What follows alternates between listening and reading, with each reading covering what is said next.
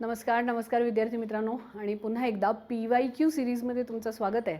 Ignite अकॅडमीच्या या PYQ सिरीजमध्ये आज आपण पेपर पाहणार आहोत 2021चा, ज्यामध्ये इतिहास या घटकावर जे प्रश्न विचारलेले आहेत त्याचं विश्लेषण आपण इथे करणार आहोत. फाईन. सो पहिला प्रश्न आहे हा, योग्य जोडा लावा. बाळशास्त्री जांभेकर, गोपाळ हरी देशमुख, महात्मा ज्योतिराव फुले आणि महर्षी धोंडो केशव कर्वे यांच्याबद्दल प्रश्न विचारलेले आहेत आणि त्यांनी त्यांच्याशी संबंधित असलेल्या ज्या संस्था आहेत बेसिकली याच्या जोड्या आपल्याला जुळवायच्यात. आता लक्षात घ्याल की ओव्हरऑल इतिहास हा विषय बघितला तर सगळ्यात जास्त वेटेज समाजसुधारकांचा आहे. भारताचे समाजसुधारक हा जो पार्ट आहे याच्यावर जवळपास 2011 ते 2025 31 प्रश्न विचारलेले आहेत आणि महाराष्ट्राचे समाजसुधारक याचा जर पार्ट बघितला तर 2011 ते 2025 51 प्रश्न विचारलेले आहेत. सो सगळ्यात मोठं वेटेज याचं असणार आहे आणि म्हणूनच याला तुम्हाला जास्त वेळ दिला पाहिजे. आता लक्षात घ्याल बाळशास्त्री जांभेकरांना आपण दर्पणकार म्हणून ओळखतो. यांचा कार्यकाळ जो होता हा होता 1812 ते 1846. ठीक आहे. त्यानंतर स्त्री शिक्षणाचे पहिले पुरस्कर्ते म्हणून देखील यांना ओळखलं जातं. इथे तुमचं उत्तर आलेलं आहे ना, स्त्री शिक्षणाचे पहिले पुरस्कर्ते. आता म्हणजे 1 आणि 4 एलिमिनेट झालं. ठीक आहे. त्यानंतर दर्पण मराठीतलं पहिलं वृत्तपत्र होतं हेही तुम्हाला माहिती आहे. याची आवृत्ती शुक्रवारी निघायची है ना, दर शुक्रवारी याची आवृत्ती निघायची आणि त्याच्याचबरोबर यांनी विधवा विवाहाचा पुरस्कार केला, बालविवाहाला प्रतिबंध आणण्याचा प्रयत्न केला, शिशुवधाच्या विरोधात यांनी आवाज उठवला होता आणि 1840ला यांना जस्टिस ऑफ पीस ही पदवी देखील मिळालेली आहे. सो बाळशास्त्री जांभेकर यांचं जर ओव्हरऑल कारकीर्द बघितलं तर ही जोडी इथे लागते. ठीक आहे. त्यानंतर आहे गोपाळ हरी देशमुख. आता गोपाळ हरी देशमुख यांना आपण लोकहितवादी म्हणून ओळखतो. शतपत्र यांनी लिहिलेली आहेत है ना. त्यानंतर राव बहादूर या पदवीने यांना नावाजलेलं आहे. भाऊ महाजनांचं प्रभाकर वृत्तपत्र होतं ज्याच्यात यांनी शतपत्रांच्या माध्यमातून सामाजिक विचार मांडलेले आहेत. यांनी एक पुस्तक लिहिलं होतं लक्ष्मी ज्ञान आणि लक्ष्मी ज्ञान या ग्रंथात त्यांनी एक लेख लिहिला होता लक्ष्मी विलायतेला चालली आणि ड्रेन ऑफ वेल्थ थ्योरीचा बेस याला मानलं जातं. सो याची जोडी लागणार आहे याच्याबरोबर, म्हणजे हे कट आणि हे कट राईट. 2 आणि 3 हे पर्याय आपल्याकडे आलेले आहेत. आता महात्मा ज्योतिराव फुले यांची जोडी कशी लागणार आहे ते बघून घ्या. महात्मा ज्योतिराव फुले यांनी अनाथ बालकाश्रमाची स्थापना केली होती हे आपल्याला माहिती आहे ना. महात्मा ज्योतिराव फुले स्त्री शिक्षणाशी संबंधित आहेत, त्याचबरोबर सत्यशोधक समाजाशी संबंधित आहेत, कामगार आणि शेतकऱ्यांच्या समस्यांना वाचा फोडण्याचं कार्य यांनी केलेलं आहे, अनाथ बालकाश्रमाची स्थापना केली होती. त्याच्याचबरोबर जे शिशु म्हणजे ज्या स्त्रिया हा ना ज्यांचं पाऊल वाकडं पडल्यामुळे त्या बेसिकली बाळांना जन्म द्यायचा त्यांच्यासाठी देखील या अनाथ बालकाश्रमाची स्थापना केली होती की जर एखाद्या महिलेला सुरक्षित बाळंतपण हवं असेल तर ते बाळंतपण तिथे होत असे आणि मग मुलाला घेऊन जायचं आहे की सोडून जायचं आहे हा निर्णय त्या स्त्रीचा असायचा. अशा प्रकारे बेसिकली सावित्रीबाई फुलेंनी आणि महात्मा फुलेंनी याची स्थापना केली होती. सो तुमचं उत्तर इथे आलेलं आहे आणि महर्षी धोंडो केशव कर्वे आहेत विधवा गृहाची स्थापना यांनी केलेली आहे. महर्षी कर्वे देखील स्त्री जीवनाच्या उन्नती संबंधित आहेत. विमेन एम्पॉवरमेंट, महिलांच्या जीवनाला सुधारणा कशी देता येईल याबद्दल यांनी देखील कार्य केलेले आहे. सो बेसिकली याचं उत्तर असणार आहे 2 है ना, पर्याय क्रमांक 2 हे असणार आहे याचं उत्तर. ठीक आहे. त्यानंतर याल पुढे नेक्स्ट प्रश्न आहे, देशाची खरी उन्नती व्हायची असेल तर प्रथम उन्नत धर्माचा प्रचार झाला पाहिजे. जोपर्यंत धर्मजागृती होत नाही तोपर्यंत खरं यश मिळणार नाही. हे कोणाचं मत होतं? आता ऑप्शन्समध्ये जर तुम्ही पाहिलं तर ऑप्शन्समध्ये विविध नावं तुम्हाला इथे दिसत आहेत. डॉक्टर ग भांडारकर है ना. आता ग भांडारकरांचं नाव दिलेलं आहे, न्यायमूर्ती रानडे तेलंग आणि आत्माराम पांडुरंग तरखडकर. पण हे वाक्य आहे राधाकृष्ण भांडारकरांचं. राधाकृष्ण भांडारकर जे होते हे डॉक्टर राधाकृष्ण भांडारकर प्रार्थना समाजाशी संबंधित होते आणि प्रार्थना समाजाची मसुदा आणि नियम तयार करण्यासाठी यांनी बरेच प्रयत्न केले होते, बराच एफर्ट घेतला होता आणि म्हणून यांना प्रार्थना समाजाचे वैचारिक संस्थापक असे देखील म्हटले जाते. सो गो भांडारकर म्हणजे राधाकृष्ण भांडारकर यांचं नाव ऑप्शनमध्ये नसल्यामुळे हा प्रश्न कॅन्सल झालेला आहे. ठीक आहे. हे 4ही पर्यायापैकी कुठलंही याचं उत्तर नाही, पण याचं उत्तर काय असणार आहे? गो भांडारकर. फाईन. त्यानंतर नारायण मेघाजी लोखंडे. आता नारायण मेघाजी लोखंडेंबद्दल आपल्याला माहिती आहे, से मिल हँड्स असोसिएशनशी संबंधित बॉम्बेमध्ये कार्यरत होते. दीनबंधू वृत्तपत्राच्या माध्यमातून यांनी कामगारांच्या चळवळीला सुरुवात केली. कामगारांच्या समस्यांना वाचा फोडणारे हे आणि सत्यशोधक समाजाचे हे देखील सदस्य होते, है ना, महात्मा फुलेंचे अनुयायी. आणि त्यामुळे याचं उत्तर काय असणार आहे? याचं उत्तर असणार आहे दीनबंधू. आता दीनबंधूबद्दल 2 गोष्टी लक्षात ठेवा. दीनबंधू 2 होते. एक पुण्यावरून प्रकाशित होणारा दीनबंधू होता, जो शेतकऱ्यांच्या समस्यांना वाचा फोडण्याचं काम करायचा. आणि एक दीनबंधू होता मुंबईहून प्रकाशित होणारा, जो कामगारांच्या समस्यांना वाचा फोडण्याचं काम करत असे. आणि त्यामुळे नारायण मेघाजी लोखंडे यांचा संबंध आहे दीनबंधू वृत्तपत्राशी. ठीक आहे. त्यानंतर याल पुढच्या प्रश्नावर. हा प्रश्न आहे खालील जोड्या लावा. ठीक आहे. आता बघा, पंडिता रमाबाई, रमाबाई रानडे, ताराबाई शिंदे आणि जनक्का शिंदे असे 4 ऑप्शन आपल्याला आहेत. आणि त्यांनी केलेलं कार्य किंवा त्यांच्याशी संबंधित असलेल्या संस्था यांच्या जोड्या जुळवण्याचा हा प्रश्न आहे. स्त्री महिला सुधारकांची नावं महत्त्वाची आहेत, लिमिटेड आहेत, पाठ करून टाका. यावर प्रश्न हमखास विचारला जातो, है ना. सो उत्तर काय असणार आहे? पंडिता रमाबाई यांचा संबंध आहे शारदा सदन याच्याशी, है ना. पंडिता रमाबाई यांचा संबंध शारदा सदनशी आहे. शारदा सदनची स्थापना 1889 रोजी बॉम्बे प्रांतात झाली होती. ठीक आहे. आणि पुढे जाऊन 1890ला याचं केंद्र हलवण्यात आलं पुण्याला. 1890 पुणे. फाईन. त्याचबरोबर आर्य महिला समाजाशी देखील संबंधित आहेत पंडिता रमाबाई. पंडिता रमाबाई आर्य महिला समाजाशी संबंधित आहे. 1882ला आर्य महिला समाजाची स्थापना झाली. त्यानंतर यांचे जे ग्रंथ होते ते कोणते कोणते होते? धर्मनीती, हायकास्ट हिंदू विमेन हा ग्रंथ देखील त्यांचाच होता, आणि माझी साक्ष. ठीक आहे. त्या व्यतिरिक्त बातमी सदन, प्रीती सदन, मुक्ती सदन, है ना, या सगळ्याशी त्या संबंधित होत्या. आणि त्याच्याचबरोबर यांना कैसर ए हिंद पदवी मिळालेली आहे. पंडिता रमाबाईंना कैसर ए हिंद पदवी कधी मिळाली? 19 डिसेंबर 1911 रोजी यांना कैसर ए हिंद पदवी मिळाली. सो पहिलं जो ऑप्शन आहे याचं उत्तर आहे 3. आलं का उत्तर? आलं आहे ना. याचं उत्तर हे असणार आहे. फाईन. सो रमाबाई रानडे यांचा संबंध आहे हिंदू लेडीज सोशल क्लब याच्याशी, है ना. यांनी याची स्थापना कधी केली होती? 1894.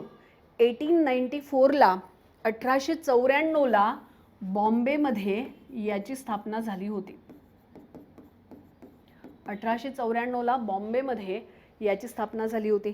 आणि त्यानंतर रमाबाई रानडेंबद्दल अजून एक गोष्ट लक्षात ठेवाल की सेवा सदनशी देखील त्यात संबंधित आहेत. 1908ला सेवा सदनची स्थापना झाली आणि रमाबाई रानडेंना देखील कैसर ए हिंद पदवी मिळाली होती. कैसर ए हिंद पदवींनी यांना गौरवान्वित करण्यात आलं 1913ला, 1913.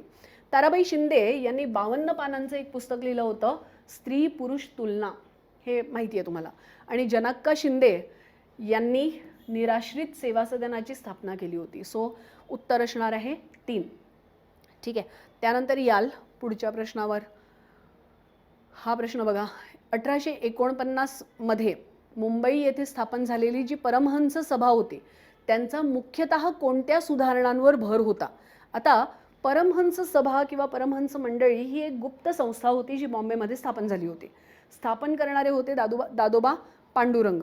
आणि जातीबंधनं तोडण्यावर यांचा मुख्य भर होता, है ना. अस्पृश्य आचार्याच्या हातचं जेवण जेवून बेसिकली दर आठवड्याला मीटिंग घेतली जायची, प्रार्थना व्हायची, अशा प्रकारची ही संस्था होती, पण गुप्तरत कार्यरत होती. आणि त्यामुळे हे जे मोठे समाज सुधारणा आहेत याच्यावर अजून त्यांनी कार्य केलं नव्हतं. अगदी इनिशियल स्टेजला ही संस्था बघायला मिळते जी जातीबंधनं तोडणं यावर कार्य करत होती. इनिशियल स्टेज म्हणजे प्रार्थना समाजाच्या आधी बेसिकली यांचं कार्य होतं. आणि म्हणून ऑप्शन असणार आहे 3, फक्त क. फाईन. त्यानंतर आहे हे भारतीय कामगार वर्गाचा उदय आणि कामगार चळवळ यांच्या संबंधी जोड्या जुळवायच्या आहेत, है ना. सो हे लक्षात घ्याल. आता याच्या जोड्या कशा जुळवणार की नारायण मेघाजी लोखंडे ज्यांच्याबद्दल आत्ता थोड्या वेळापूर्वी आपण चर्चा केली. नारायण मेघाजी लोखंडे यांनी दीनबंधू वृत्तपत्रातून कामगारांचे प्रश्न मांडले होते. सत्यशोधक समाजाचे सदस्य, अनुयायी, है ना, रिप्रेझेंटेटिव्ह, आणि कामगारांच्या प्रश्नांना वाचा फोडण्याचं कार्य बॉम्बेमधून केलं. दीनबंधू न्यूजपेपर यांचा होता. बॉम्बे मिल हँड्स असोसिएशनचे संस्थापक म्हणून हे. त्यानंतर महात्मा गांधी अहमदाबाद टेक्स्टाईल असोसिएशनशी संबंधित आहेत. बघा बरं आलं का उत्तर? आलं है ना. सो अहमदाबाद मिल हँड्स असोसिएशनशी हे संबंधित आहेत.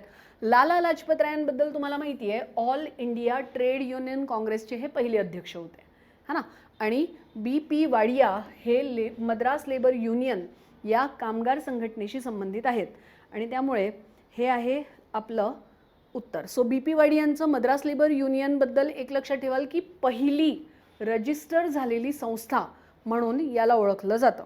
ठीक आहे. आणि ऑल इंडिया ट्रेड युनियन काँग्रेसबद्दल काय लक्षात ठेवाल, 31 ऑक्टोबर 1920 रोजी याची स्थापना झाली होती आणि म्हणून याचा पर्याय क्रमांक असणार आहे हा.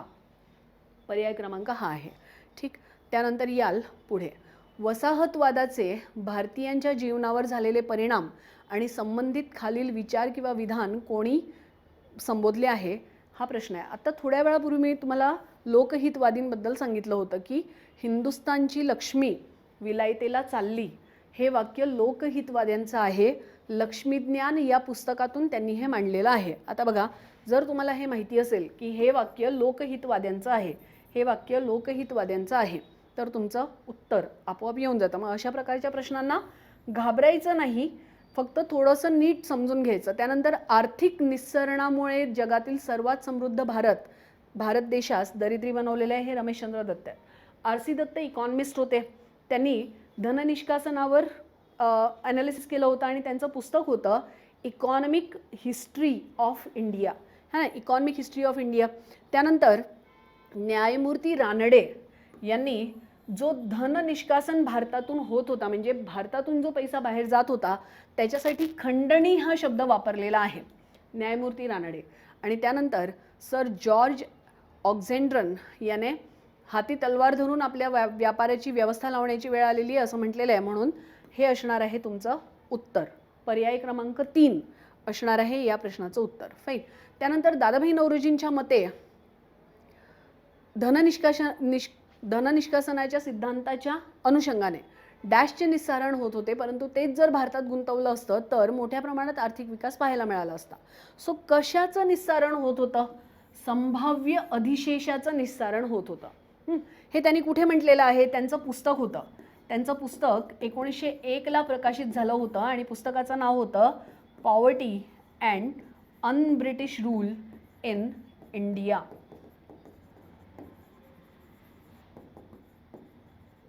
Poverty and un-British rule in India या पुस्तकात बेसिकली त्यांनी हे म्हटलेलं आहे. त्यामुळे याचं उत्तर असणार आहे 4 नंबरचा पर्याय, दॅट इज संभाव्य अधिशेष. फाईन.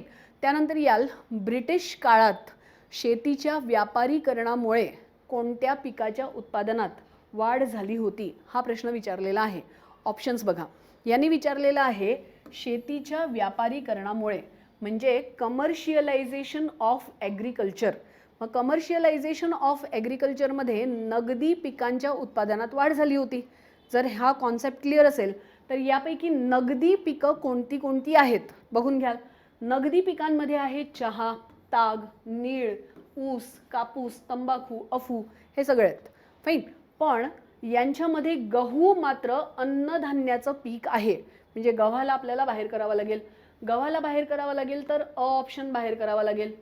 अ ऑप्शन बाहेर झाला तर आपोआप उत्तर येणार याचं पर्याय क्रमांक 3, है ना. पर्याय क्रमांक 3 याचं उत्तर असणार आहे. त्यानंतर याल पुढे, पंडिता रमाबाईंना ब्रिटिश सरकारने कोणता खिताब दिला होता? आत्ता थोड्या वेळापूर्वी तुम्हाला सांगितलं की पंडिता रमाबाईंना ब्रिटिश सरकारने कैसर ए हिंद हा खिताब दिला होता. आणि कधी दिला होता? 1919ला. 19 डिसेंबर 1919ला. 19 डिसेंबर 1919ला पंडिता रमाबाईंना ब्रिटिश सरकारने कैसर ए हिंद हा खिताब दिला होता. कैसर ए हिंदू नाही, कैसर ए हिंद हा खिताब दिला होता. ठीक आहे. त्यानंतर याल आदिवासी शेतकऱ्यांच्या क्रांतीचा पहिला नायक कोण होता? आता ऑप्शन्समध्ये बघा, है ना. NCERTचं पुस्तक जर तुम्ही बघितलं, 8वीचं पुस्तक NCERTचं जे मॉडर्न इंडियाचं आहे त्यामध्ये पहिल्या दुसऱ्या चॅप्टरमध्येच एक कहाणी आलेली आहे आणि त्यामध्ये म्हटलेलं आहे भागलपूरचा कलेक्टर होता ऑगस्ट क्लीवलँड. आणि त्याचा खून केला होता तिलका मांझी याने. हा आदिवासी क्रांतीचा नेता मानला जातो, पण तिलका मांझी ऑप्शनमध्ये नाही. आणि दुसरे यांनी विचारलेले आदिवासी शेतकऱ्यांच्या क्रांतीचा पहिला नायक. आणि मग या ऑप्शन्सचा जर आपण विचार केला तर यामध्ये तंट्या भिल्ल हे जे होते, तंट्या भिल्ल मध्य प्रदेश एरियातून होते. 1857ला तात्या टोपे यांचे सहकारी होते. आणि म्हणून मग फक्त तंट्या भिल्ल हेच एक योग्य ऑप्शन आहे. बाबा भांड कोण आहेत? बाबा भांड यांनी तंट्या भिल्लवर पुस्तक लिहिलेलं आहे. ठीक आहे, बाबा भांड यांनी तंट्या भिल्लवर पुस्तक लिहिलेलं आहे, त्यामुळे उत्तर असणार आहे तंट्या भिल्ल. ठीक आहे, त्यानंतर याल 23व्या प्रश्नावर की नागरी उठावांची सुरुवात कोणत्या प्रदेशातून झाली. आता 1857च्या उठावाच्या आधी जे उठाव झालेले आहेत त्यांना आपण वेगवेगळ्या पार्टमध्ये डिवाइड करू शकतो. नागरी उठाव, आदिवासी उठाव, शेतकऱ्यांचे उठाव आणि सैनिकांचे उठाव. त्यापैकी नागरी उठाव म्हणजे कोणते उठाव? ज्यामध्ये संन्यासांचा विद्रोह, फकीरांचा विद्रोह, गडकऱ्यांचा विद्रोह हे जे होते ना, हे नागरी उठावाचे एक्झाम्पल्स आहेत. आणि संन्यासांच्या विद्रोहापासून याची सुरुवात झाली, त्यामुळे बंगाल आणि बिहार या प्रांतापासून नागरी उठावांची सुरुवात झालेली आहे. नागरी उठाव म्हणजे कोण? नागरी उठाव म्हणजे जे सैनिक नाहीत ते सगळे उठाव, जे आदिवासी नाहीत ते सगळे उठाव नागरी उठाव होते. ठीक आहे, मग संन्याशांचा विद्रोह आणि फकीर विद्रोह हे सुरुवातीचे विद्रोह आहेत, अगदी इनिशियल.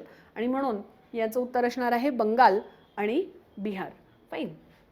त्यानंतर मग नेक्स्ट प्रश्न आहे की खालील विवरणावरून स्त्री मुक्तीसाठी कोणी कार्य केलं हे ओळखायचं आहे.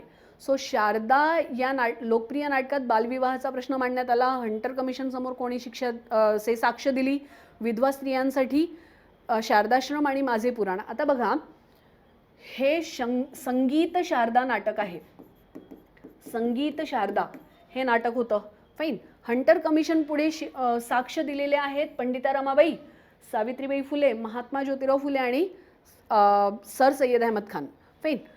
शारदाश्रम ही संस्था स्थापन केलेली आहे रमाबाई रानडेंनी आणि माझे पुराण हे चरित्र लिहिलेलं आहे आनंदीबाई कर्वेंनी. म्हणजे टेक्निकली ऑप्शन हा आहे, हे उत्तर असलं पाहिजे होतं, पण आयोगाने हा प्रश्न रद्द केलेला आहे कारण या नाटकाचं नाव आहे संगीत शारदा. ठीक आहे, पण खरं पाहायला गेलं तर हे असणार आहे याचं उत्तर. गोविंद बल्लाळ दवे हे जे होते यांनी संगीत शारदा नाटक लिहिलेलं आहे. हंटर कमिशन पुढे साक्ष दिलेली आहे पंडिता रमाबाई, सर सय्यद अहमद खान, महात्मा फुले आणि सावित्रीबाई फुले. रमाबाई रानडे यांनी शारदाश्रम या संस्थेची स्थापना केलेली आहे आणि माझे पुराण हे आत्मचरित्र आहे आनंदीबाई कर्वेंचं आणि त्यामुळे उत्तर असणार आहे 4. ठीक आहे, त्यानंतर हा प्रश्न आहे की 1857च्या उठावाविषयी कोणते विधान बरोबर आहे. हा एक प्रश्न विचारलेला आहे. यामध्ये म्हटलेलं आहे भोरचे पंत सचिव चिमणाजी रघुनाथ यांनी रंगो बापूजी गुप्ते यांना विश्वासघाताने इंग्रजांच्या हवाली केले. हे वाक्य बरोबर आहे है ना. त्यानंतर हां, बरोबर वाक्य विचारलं ना. हां, मग हे बरोबर आहे, राईट. नागपूरच्या भोसले घराण्यातील बाकाबाई यांनी बंडवाल्यांना पाठिंबा दिला होता. सो यांनी बंडवाल्यांना पाठिंबा नाही दिला होता. नागपूरच्या भोसले घराण्याच्या राणी बाकाबाई ज्या होत्या यांनी इंग्रजांना पाठिंबा दिला होता, त्यामुळे हे वाक्य चुकीचं आहे. फाईन. कोल्हापूरच्या छत्रपतींच्या घराण्यातील चिमासाहेब उठावात सामील झाले होते, हेही बरोबर आहे. आणि रंगो बापूजी गुप्तेंचे चिरंजीव सीताराम पंत आणि सावंतवाडीचे रामजी शिरसाळ यांनीही उठाव केला होता, हेही बरोबर आहे. याचा अर्थ अ बरोबर, क बरोबर, ड बरोबर, ब चूक. आणि विचारलेलं काय आहे, कोणती विधानं बरोबर आहेत. सो उत्तर काय असणार आहे, अ, क आणि ड, पर्याय क्रमांक 3 हे असणार आहे याचं उत्तर. ठीक आहे. सो अशा प्रकारे 2021च्या प्रश्नपत्रिकेमध्ये इतिहास या घटकामध्ये जे प्रश्न विचारले होते त्या सगळ्या प्रश्नांना आपण इथे कव्हर केलेलं आहे. मी पुन्हा एकदा तुम्हाला सांगते, समाज सुधारक हा जो पार्ट आहे हा अतिशय महत्त्वाचा पार्ट आहे. पुण्यातील विद्यार्थ्यांसाठी आणि ऑनलाईन विद्यार्थ्यांसाठी बॅच सुरू आहे इतिहासाची, ज्यामध्ये इग्नाईट अकॅडमीमध्ये ऑनलाईन ऑफलाईन बॅच सुरू आहे. समाज सुधारक हा पार्ट सुरू आहे, अतिशय महत्त्वाचा घटक सुरू आहे, याला एनरोल करायला विसरू नका. हे एक. दुसरं, टेस्ट सिरीजचा लाभ घ्या. आयोगाच्या धर्तीवर जर तुम्हाला प्रश्न सोडवायचे असतील, सराव करायचा असेल तर इग्नाईट अकॅडमीमध्ये जी राज्यस्तरीय टेस्ट सिरीज सुरू आहे त्याला रजिस्टर करायला विसरू नका. 24 मेला त्यांचा पहिला नेक्स्ट पेपर होणार आहे. 2 पेपर झाले, आता 3रा पेपर होणार आहे 24 मे रोजी सकाळी 11 वाजता. याला एनरॉल करा. ऑनलाईन ऑफलाईन स्वरूपात ही टेस्ट सिरीज अवेलेबल आहे आणि जास्तीत जास्त सरावाच्या माध्यमातून जास्तीत जास्त प्रश्न सोडवून आपली जागा रिझल्टमध्ये निश्चित करा. थँक्यू.